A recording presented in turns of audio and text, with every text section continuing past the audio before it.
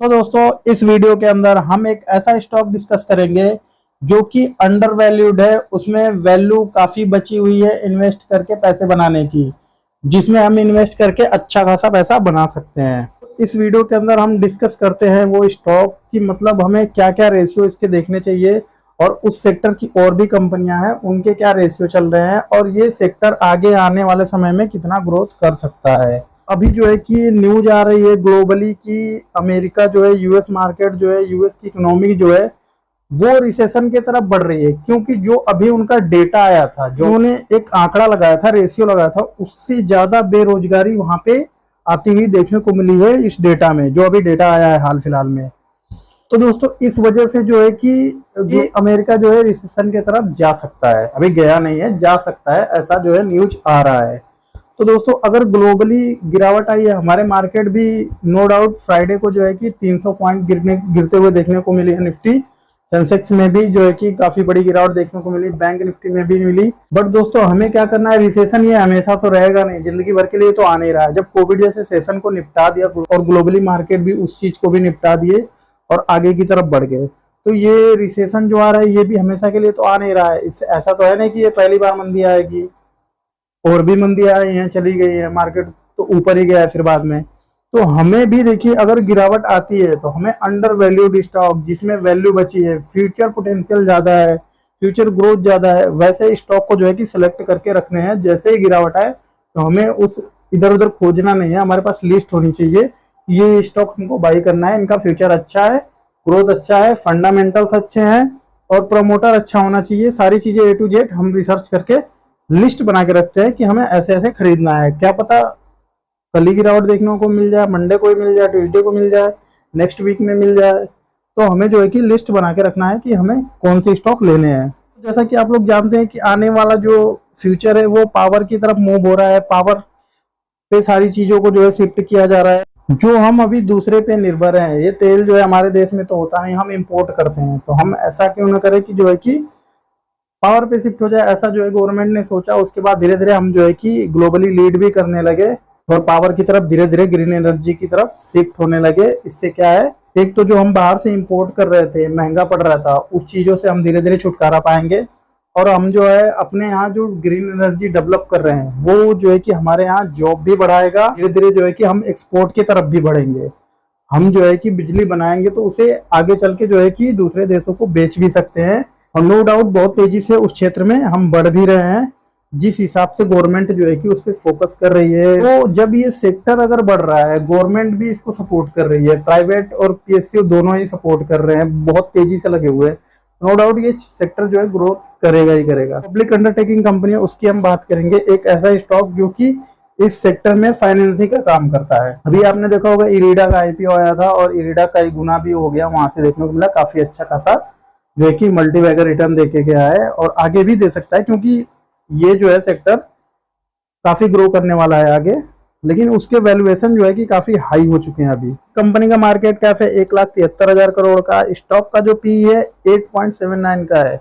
देखिए पी काफी जो है कि कम देखने को मिल रहा है। यही अगर आप देखेंगे अभी दूसरे पावर स्टॉक्स के या फाइनेंसिंग स्टॉक के, तो उनके पी जो है कि काफी ज्यादा देखने को मिलेंगे, काफी ज्यादा मल्टीपल पे देखने को मिलेंगे, बट ये अभी बहुत ही कम देखने को मिल रहा है। आरओसी अगर आप इसका देखते हैं तो 9.8% का है। अगर इसका प्राइस देखते हैं तो 526 रुपए पे लास्ट क्लोजिंग हुई है और इसका अगर बुक वैल्यू देखते हैं तो 306 रुपए दिख रहा है। मतलब ये जो है कि अपने बुक वैल्यू 1.5 गुना पे जो है कि ट्रेड कर रहा है, बहुत ज्यादा नहीं है। अगर आप देखेंगे दूसरे स्टॉक को तो 2 गुने, 3 गुने, 4 गुने बुक वैल्यू पे ट्रेड कर रहा है। आरओई अगर देखते हैं इसका तो 21% का काफी अच्छा देखने को मिल रहा है, जो मेनली देखा जाता है 15% का आरओई हो तो अच्छा माना जाता है। 52 वीक का हाई और लो देखेंगे तो 200 से ये स्टॉक 580 रुपए, काफी अच्छा ग्रोथ देखने को मिली है स्टॉक प्राइस में एक साल के अंदर। डिविडेंड यील्ड अगर देखेंगे 2.5% है, काफी अच्छा ये भी देखने को मिल रहा है। डिविडेंड भी कंपनी दे रही है। फेस वैल्यू अगर आप देखेंगे तो 10 का है। अगर फेस वैल्यू 10 का है तो आगे चल के जो है कि आप स्प्लिट बोनस जैसी चीजों को देखने को मिल सकता है आपको। देखिए प्रमोटर के पास अगर आप देखेंगे तो 55% का देखने को मिलेगा आपको स्टेक, और वहीं आप एफआईआई का देखेंगे तो 70.93 मतलब 18% का आपको देखने को मिल जाएगा। अगर आप डीआईआई को देखते हैं तो 17%, वो भी मतलब 17, 17, 34 से 35% जो है कि FIIs DIIs के पास होल्डिंग पड़ी हुई है और 9% जो है पब्लिक के पास पड़ी हुई है। जो बड़े निवेशक हैं वो इस पूरी कंपनी में मतलब कमांड बना के बैठे हुए हैं, अपने हाथों में शेयर को पकड़ के बैठे हुए हैं, बिल्कुल भी सेल करने की नहीं सोच रहे हैं। और पब्लिक के पास मात्र 9% है। तो ये जो ये बड़े निवेशक हैं वो 1-2 दिन का इन्वेस्टमेंट कोई करते नहीं है, 1-2 दिन के इन्वेस्टमेंट के लिए नहीं आते हैं, वो बड़े प्रॉफिट के लिए आते हैं और मतलब काफ़ी स्टेबल जो बिजनेस हो, जहाँ पे उनको ज़्यादा ग्रोथ दिखती है, जहाँ पे ज़्यादा प्रॉफिट दिखता है, वहीं वो निवेश करते हैं। और मुझे लगता है कि उनके पास ज़्यादा टूल्स रिसर्च करने के होते हैं, ज़्यादा मतलब खबर उनके पास होती है, ज़्यादा चीज़ें वो रिसर्च करके उसके बाद ही इन्वेस्ट करते हैं। अब अगर हम स्टॉक का रिवेन्यू देखते हैं तो रिवेन्यू में देखिए लगातार बढ़ोतरी देखने को मिल रहा है। अगर इसमें देखेंगे 2020 में 62,000 करोड़ का रिवेन्यू था, उसके बाद जो है कि आप देखेंगे 2021 में तो 71,000 करोड़, उसके बाद आप देखेंगे 2022 में 76,000 करोड़, 23 में देखेंगे आप 77,000 करोड़ और 24 में आप देखेंगे तो 91,000 करोड़। मतलब ये 1 लाख करोड़ के ऊपर जाने वाला है रिवेन्यू। मुझे लगता है कि 2024 में क्रॉस कर जाना चाहिए। अगर आप इसका नेट प्रॉफिट देखते हैं तो प्रॉफिट भी लगातार बढ़ता हुआ देखने को मिला है।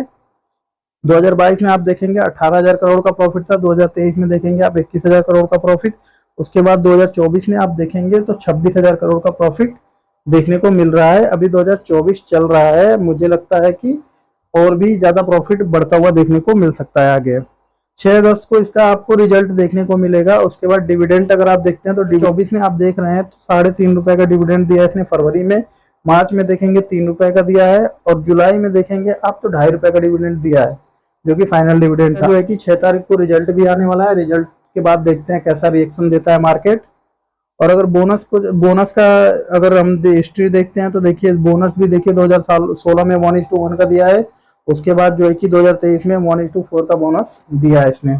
तो इस कंपनी में आपको बोनस और डिविडेंड इन सब चीजों का भी फायदा देखने को मिल रहा है। दोस्तों कंपनी के साइट पे हम आ गए हैं। कंपनी का नाम है power finance corporation limited, PFC जिसको हम बोलते हैं। दोस्तों पावर फाइनेंस कॉर्पोरेशन लिमिटेड है जो कि पावर के हर एक प्रोजेक्ट को फाइनेंस करती है, चाहे वो ग्रीन एनर्जी का पावर हो, चाहे कोल का हो, या फिर आपका जो है कि हाइड्रोजन पावर हो, कोई भी पावर से रिलेटेड प्रोजेक्ट है उससे ये फाइनेंसिंग का काम करती है। और पावर सेक्टर जिस हिसाब से आगे बढ़ रहा है आप इसका ग्रोथ समझ सकते हैं कि किस हिसाब का होगा।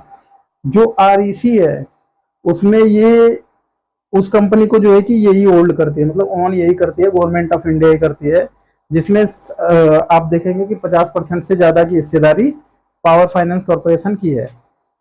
तो एक तरफ से आपको REC का भी फायदा मिल रहा है और PFC का भी मिल रहा है। एक तरफ से ये होल्डिंग कंपनी भी हो गई और खुद का भी बिजनेस है पावर फाइनेंस करने का, तो दोनों तरफ से आपको इसका बेनिफिट मिल रहा है। नो डाउट जिस हिसाब से जो है कि हम पावर सेक्टर की तरफ तेजी से बढ़ रहे हैं, आगे चल के अच्छा खासा इस स्टॉक को फायदा देखने को मिल सकता है। दोस्तों वीडियो देखने के बाद ऐसा नहीं है कि जाके तुरंत जो है कि आप मार्केट खुले और तुरंत जाके बाइंग कर ले।